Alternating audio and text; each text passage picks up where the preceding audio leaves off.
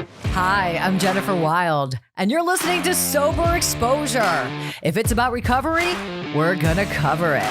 It's like one big therapy session, but it's free. So thanks for joining our dysfunctional family as we uncover recovery with Sober Exposure. Let's go.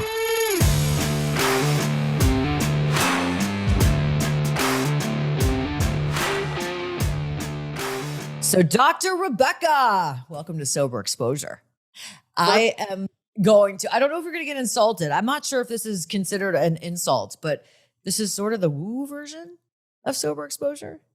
Okay, no, I'm not insulted. You're not? Okay, good, because I'm total woo. I love woo. Welcome to the show. I found you by accident, and it was just meant to be because I read something about what was it? It's theta meditation or something. You'll explain it, but that's what grabbed me because it seemed to have been a solution for every problem I had. And I said this earlier on another podcast. Everyone thinks I do Sober Exposure to help others, but really I'm just trying to figure myself out and inviting all you experts until I get healthy. So basically free therapy. So come on, bring it on. What do you do? Tell me. Wow. Okay. So what I feel like I do is just the same as you do. And it's like a lifelong figuring myself out, right? And then I figure myself out and I'm like, oh, this is pretty cool. So basically, just to give you a little bit of a small background about me to kind of answer that question Yeah. is I was born, I didn't know it till later, but I was born psychic. So like I could like kind of read people's thoughts. I would see like ghosts, or deceased people and I thought that was normal until I realized it wasn't. But my family, like so my mom and dad would be like arguing and I would literally know what my dad was thinking and I would know what my mom was thinking. And then I was like, they're totally not even communicating what they're thinking. And then I would just walk up and just tell them like what each other was thinking and feeling. And then Holy it would be wow. They must have been like, what is this child? What did we create? well, my family, because I have four sisters, middle child, so they all would come to me, of like that peacemaker. But that was the main reason why. And then, my mom was just an awesome mom, so she would have us play psychic games while as we were growing up. Like she would put us in separate rooms, and she would have me draw what my sisters were thinking, and vice versa. And I did my first past life regression when I was like 10 on my 8-year-old sister. So like I was exposed to this at a very early age, but Yeah. where Was your mother intuitive as well? Because yeah, she supported it. yeah, she would have dreams and they would come true. And one time we were sitting at a light that turned green and she just wouldn't go. My dad's like, why aren't you going? And she's like, I just can't go. And then all of a sudden this car went through the other light Oh, and it would wow. plowed right into us. Like, so she was very intuitive as well. But being intuitive does not mean you know how to heal people or, it just means that you're intuitive. So I had all these empathic energies on me, which a lot of people do and they don't realize it.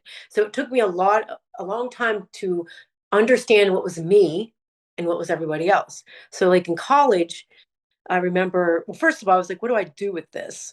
And then When back you say okay, so I need to break that down. So sometimes your visions, you didn't know if it was coming from the outside realm or if it was really your brain. Is that what you're well, saying? okay, so yeah, let me clarify. So if I walked into a room and you're really anxious, I would Mhm. feel your anxiety like instantly. And then I would think it was mine. So then my brain would start saying, you're anxious because you have a test today. And then I would catastrophize my own test based on someone else's anxiety. You know what I mean? But a Yeah. lot of people do that. So I, I learned that much later what I was doing, but I was like, what do I do? And I decided to be a psychologist because they didn't have academies like I teach back then, Mhm. energy healing. They didn't have that. So I went to the world of psychology, and that's how I worked with a lot of clients with addiction and bipolar and all that kind of stuff. But then I eventually transitioned just to the energy world, and now I'm an integrative energy doctor. So that's what I Okay. do. Yeah, Okay. but So I want to break that down too, because this is a world that I think people are gravitating to now. And I mean, it feels like it's sort of the trends now. I found energy healing myself over 20 years ago and it's life changing. But there's so many people that are probably like, what the F is energy healing? So like, what is it? How do we explain it? okay, so basically everything is energy, whether we want to believe it or not, it is. I mean, I think even science has backed that up, right? Yes. So if everything is energy, then we have to treat it as energy and energy. So when you're dealing with energy, how you move and shift energy is focus and intent. Okay. So it's your thoughts, it's what you're paying attention to, it's what you're wanting to happen, it's what you're desiring to happen. And even at deeper levels, it can be what you don't desire to happen if you're focusing on that strong enough. Mm. We all carry like blueprints, and this is how I see it. So this is how I'm going to say it.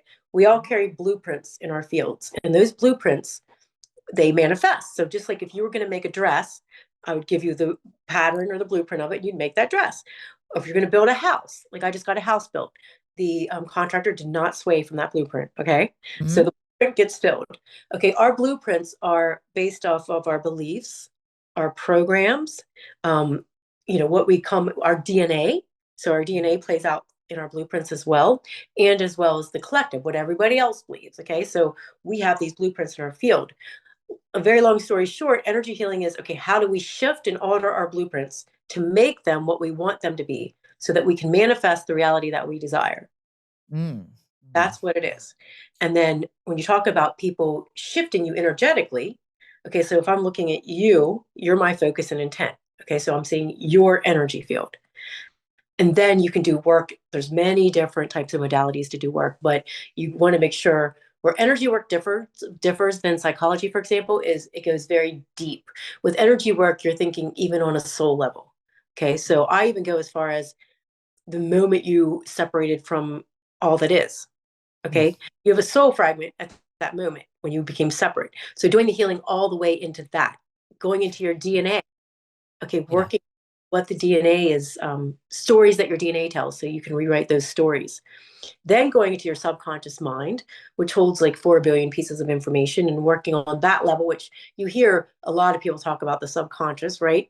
And then going to the conscious mind, which can only deal with 5 to 9 pieces of information at once because it's our Yeah. basic It's level. all, yeah. So I want to start because I want to ask you this question because I run into this all the time. A lot of this is this a lot of the Esther Hicks kind of stuff, right? Is this what your manifestation? Are you a fan of that or no? Just Um, curious. yeah, but like I could talk as clinical as you want me to, or I could talk as woo woo as you want me to. You know what I mean? Yeah. Yeah. What um what I can tell you is that everything is frequency. Okay. So the law of attraction does exist. So what you put out there is what you get. But this is where the problem comes is people are The like, universe doesn't understand like manifestation. If I want money and all I'm doing is thinking about how bad I want money and my want for money, I'm not going to get it because it's coming from fear. Is it? Or, exactly, yeah. Yeah. Right. Okay. is just itself a frequency. So what are you attaching to money? Are you attaching money's hard to get? I never had it as a child. You know what I mean? My family always Mm-hmm. told me, So one thing I did with my kids, because I Mm-hmm. studied really early, is I threw money all around the house. Like my kids thought money was everywhere to the point where when they even got to be 16 or 17, they would drop it on the ground because they thought of it like a rock. You know what I mean? Wow. You know what I Yeah. mean? Yeah. Yeah. The fact that people's money stuffed in their purses, it's scarce. No one sees it. Oh my God, there's a $10 bill laying on the ground. Like Mm. that kind of stuff. You know what I mean? Yeah. What are you attaching to money? It's never money. That it's not the Freedom. yeah, yeah. So when you start to think of money as like, okay, it's everywhere. Like, no, money does grow on trees. It does. It grows on trees outside my house. You know what I Yeah. mean? Like, Yeah. then you're going to be able to think of it in that way. And that's why like 80% of the people in the world or 20% Mm-hmm. of the world have 80% of money is because Mm. They know special how to way. manifest it. Say that Yeah. 80% of the, wait, 20%. 20% of the people have 80% of the money. Yes. Wow. Yeah. So it's Mm. it's a frequency. So one thing I teach in my academy, actually, that's why it's called Awake, the Academy of Wealth, Alchemy, and Kinetic Energy, is primarily how to get money, but not just money, because having money is not just good enough. Like you have to Yeah, have. it doesn't make you happy. I mean, I just watched the Selena Gomez documentary and she's so fucked up. I love her. She's awesome. She wants to help people now, but you know, she said in it was so compelling. She was like, I look like I have everything and I have nothing. Yeah. Yeah. The money does not make you happy. But yeah, so back to your academy, it's more about the abundance, correct? Well, it's about the 0 point. It's that point where you have, to me, true success is true health, true joy, true love is probably the most important thing that everybody always seeks out. And then true wealth. So yeah, money is important, but with those other things, because who doesn't want to like take a first class ticket and go to the Bahamas? I mean, like, that's awesome with your love, lay on the beach and have fun and laugh. You know what I mean? That's all great, but you have to have Right. everything else as well.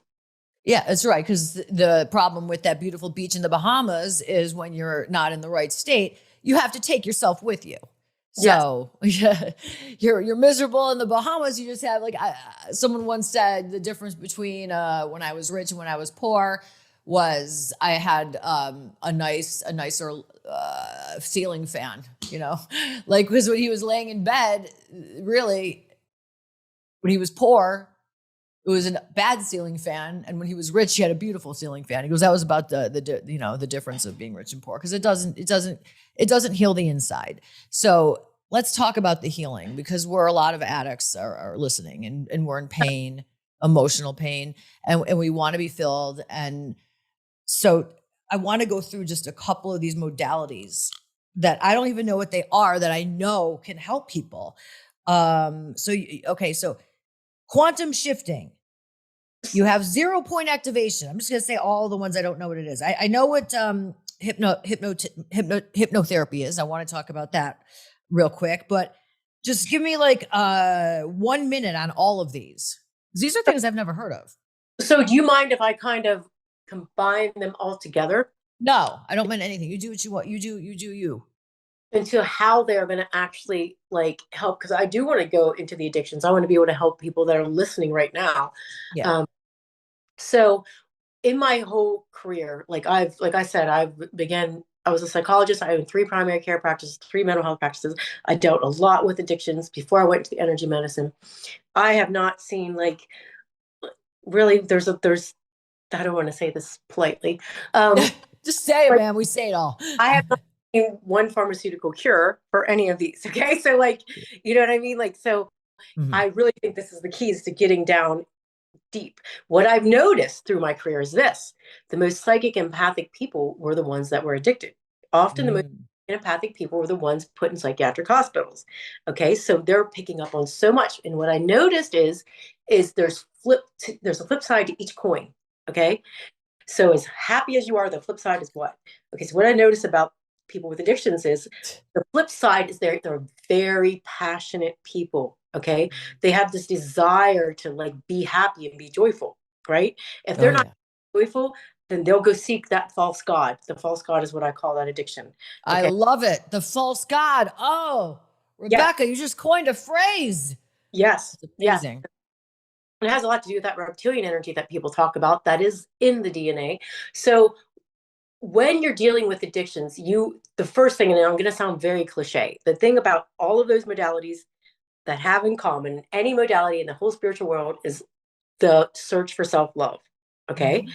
So every single time I've worked with a person from addictions, even if they get off the whatever they may be on, okay, they're they tend to go to something else, whether it be food or Mhm. then I'm going to do exercise now, or I Yeah. might work all the time. Okay. It's still an energy. That's all the same energy. So you have to follow that energy to where it goes. Okay. Where's that energy going? Most of the time, you're not even going to really know. Okay. But there is things like um, when you're in the womb, it's very Mhm. important to get energy work done from when you were in your mother's womb because tons of imprints are happen at that time. To Mm. go into the programming within your DNA and shift that is really important. And to purge all those energies. So basically when you're doing energy work, when you find the programming or when you like there's a lot of like abandonment stuff, to be honest with you, with anything, but with addictions there's a lot of abandonment, there's a lot of fear of being alone, there's a lot of not trusting oneself, there's a lot of sometimes growing up in worlds where everything was kind of chaotic around them and they need to know what's Yes. not. They need to get rid of those imprints of the world that was around them. So that's That's in all of those modalities, get rid of the energetic imprints that are no longer serving you. Then there's the reintegration of soul fragments. A soul fragment is, okay, parts of you that broke off at different ages, okay, that said like, hey, I'm out of here. I can't take this anymore. But every single part of you is important. So in probably any energy world you go into, you go get your soul fragment, you heal it, you bring it back, you breathe it in, you let it become part of you once again. Okay. So would that be something like self-esteem? Like when I was in fourth grade, someone called me chicken lips and I never forgot. So like my self-esteem in fourth grade. So I lost that in fourth grade. And then you could bring it. Is that kind of what you're saying? Things like self-esteem. Relative. So maybe another person wouldn't fragment because of that, but you would, because that's just your activity. Right. Another person would be like, oh, that's not a trauma. Whatever. F that person. I don't care. Right. Everybody's traumas are different. And everybody, I think, reacts to traumas differently. Like somebody's major trauma as a kid could be that they were abandoned by their 2 other 5-year-old friends and they never forget that. That's not like trauma, but it could feel like trauma in your body, right? And then somebody's mother could kill themselves in a garage and feel the same amount of trauma because they're not as apt to react to trauma. Does that make sense? Yeah, people have different resilience levels. Yeah, so you just take it as information. Like if this person has a soul fragment because someone called them chicken lips, then that's a soul fragment. It's still just as important as any other soul fragment. So right. So what do we do about? We're gonna have to do 2 parts too because there's so much to talk about. How do we get rid of the energies? How do I get rid of this black energy? I could feel that my energy is like stagnant. Like I could feel it. And not everybody can feel that, but how do I move it? Breathe? How do I get it out? Okay, that's a really good question. Okay, so I want you to think this is the key to energy healing. Think of a laser, okay? And you are the laser, right? Okay. So if you study laser therapy, then the energy that goes through a laser is like crystal energy. Okay, so that would be the energy of, I don't know what your belief system is. All that is God, creator, source, universal energy, whatever you want to call it. Okay. That's what I believe. Yeah. So you would command for that energy to come. You're connecting to that all that is energy. You're focused on what you want to focus on. Okay. And then when you witness it and you intend for something to happen, that would be like pushing the laser's button. Okay. So you would, and your breath is everything too. So with each and every breath you take, you would want to know that you are connected to all that is. You are part of all that is. And then you would focus on whatever it is you want to focus on. Like if it's that energy that's in your gut, it's kind of like just swirling around. Yeah, that yuck. Yeah. You want to sit in there, right? And then you want to, there's different things you can do, but as I'm tapping into you, you're going to have more of a conversation with it and be like, I appreciate you being here. I know you're here to protect me because it does think it's protecting you. But I'm good without you. I'm going to command you to leave now. Right. And then you breathe. As you breathe, you feel that energy come out. And I teach something in a way called the all-seeing hand, where you could also take your all-seeing hand and just take it out. Yeah. Take it out. And then breathe through that. And then movement is also very important about getting your body going. There's also, like, if you want to talk about the quantum shifting, this is kind of advanced technique, but I think some people might pick up on it pretty fast. Yeah. If you think about a reality, like let's say you were going to think about joining nursing school like 5 years ago, because you thought about it, you've just created an alternate reality where you're in nursing school. Okay. So everybody has all these realities that are simultaneously around them. Like they're living simultaneously. So you can borrow from different realities. You can take a deep breath. You can go to the reality where you don't have this issue, where you don't have that stomach issue, where you're not dealing with some sort of intimacy thing. And then you take a deep breath and you pull it in and you feel yourself adjust to it. And then it can shift. Like I've had that is a technique I actually use a lot. That's awesome. I could feel it. That was another, it's great. I get it. So much of all this stuff is just inside our bodies. It's our bodies. It's not our brain. Like, I think that's the main goal, is to get to living inside your body and not your head. Right? Oh yeah. The head's like living in a hamster wheel. Like, do you want to be a hamster that's just on a wheel? That's what I, well, and math, I'm sure, well, people have probably heard about heart brain math, but what it is, when I was little, they used to always say, like, don't think with your heart, think with your head. Well, it should be completely the opposite way. I Mm, go to the field of my heart, okay, and that's the 0 point. And I think of my heart like a river. Where does my river flow? Okay, so that's where the heart wants to go. That's where you should be going. Where is your river flowing? When you learn to think with the river in your heart and flow where your heart goes, it actually rewires the brain, because the brain and the heart work together in like a mathematical equation. So it yeah. starts to fire the brain neurologically to think more like the heart. And the heart wants you to be happy. The heart wants you to be in joy. Yeah, the heart's tender and sweet, and that brings me to your meditations, because I was reading some of your reviews and wow, everybody just raves about your meditations. I've done your meditations. You've got just this, you could tell that you're just an intuitive, your meditations are so amazing. And I always have to talk about meditation. So what does it do? How often should we do it? I mean, this is a whole other podcast, but I know Well, you're very heavy into meditation. I'm going to be truthful with you, okay? And Mhm. this is really woohoo, okay? Mhm. So I'm not even going to go into what it was, but I went through a point in my life where I had to do some deep surrendering. And when I did, I was laying down next to my husband one night, and I woke up, and there was this being in the room, and it looked like, if you've ever seen the movie Scream or Off the Scream painting, that's Yeah, what it yeah. was, an alien with the slanted eyes. And Creepy. Yeah. yeah, well, no, it wasn't creepy when I looked at it differently. First, I was scared. And Mhm. then I said, I know you. And he smiled at me, and he took his hands and he put sludge stuff in my arms where I'd gotten these invisible portal tattoos that I knew I had to get like 3 years prior. And so then I went back to sleep.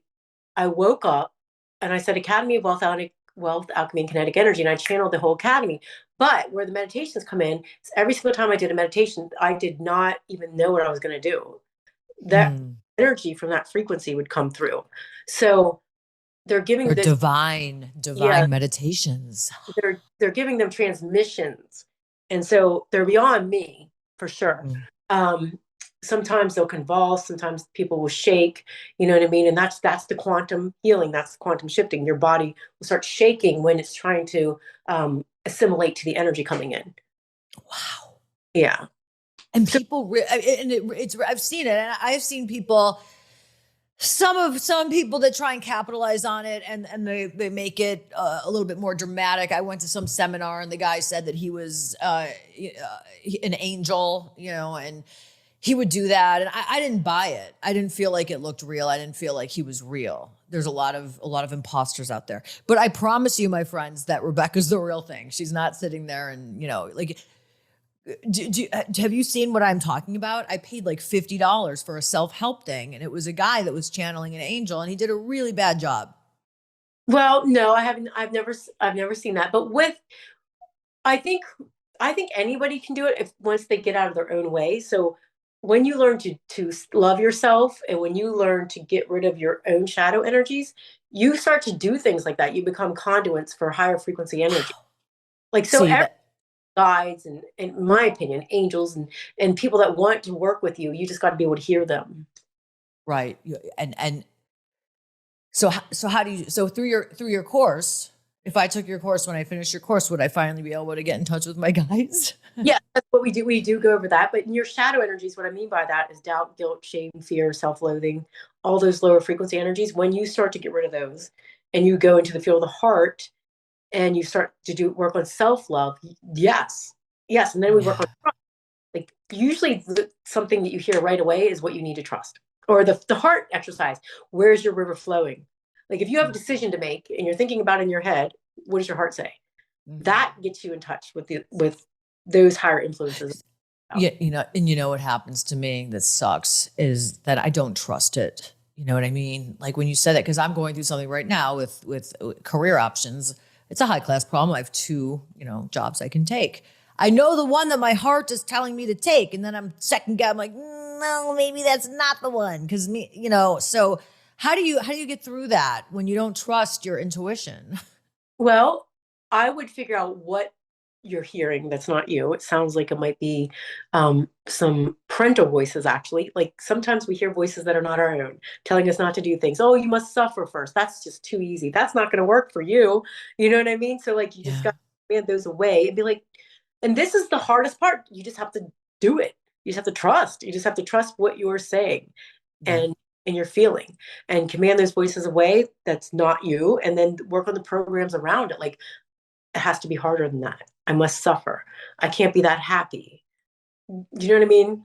That's what happened. We self-sabotage. If I'm thriving, I self-sabotage Yes. right away. I don't allow myself to thrive. I do. I need a lot of help. And like I said, that's why I have this podcast to help me and hopefully in the process others. So I'm interested in your course. I want to take your course and I want to have you back on and we'll talk about, how it helped me. I definitely recommend that all of our listeners go to Rebecca's website and check out the program. And then I want to have you back because, like we talked about on the phone, ayahuasca therapy, Yeah. that's something that you're involved in. And I know that it's something that's very controversial in our world with addiction. But I want to invite you back and talk Yeah. about that maybe next week. Would you do that? Yeah, certainly. All Yes. right. All right. Because we don't have time to cover that. That's a whole thing. Yeah. That's a whole thing. So just give it a little bit in like under 60 seconds. Somebody that feels like they are energetically robbed or they just feel like they're off. Maybe just a little ritual that they could do daily that could maybe just help them with some clarity, Okay. get rid So of some anxiety. Yeah. this came to me immediately when you said this. I'm not trying to sound cliche, but I mean, instantly when you even begin to ask the question. So I know this is what I need to say.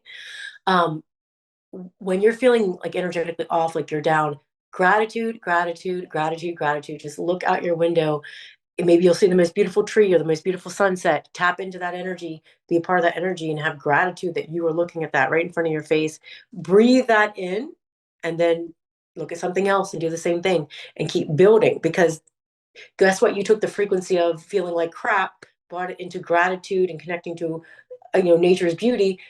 That's going to attract an event in your life that you need to keep you going. To bring something else in that day that's going to benefit you through It's the long. going to clear you up and it's going to bring in the beauty. Yeah. I love it. I Yeah. love it. All about light and love. It is Rebecca, Dr. Rebecca. Thank you so much. And I think this is just the beginning between your relationship and sober exposure because you're my girl. Okay. I'm so into everything that you do. And I just want to learn and absorb and practice and all that. So thank you for helping me and my listeners through the journey. And we'll see you again soon. We're going to talk Yes. about ayahuasca. Yeah. Yeah. Awesome. Thank you. Okay. All right. Sober Exposure, Gen Wild, Dr. Rebecca, and everyone have a great week. Need more? Of course you do. The show's all about needing more. Go to my website at soberexposure.show or get stuck on my Instagram at soberexposure_podcast.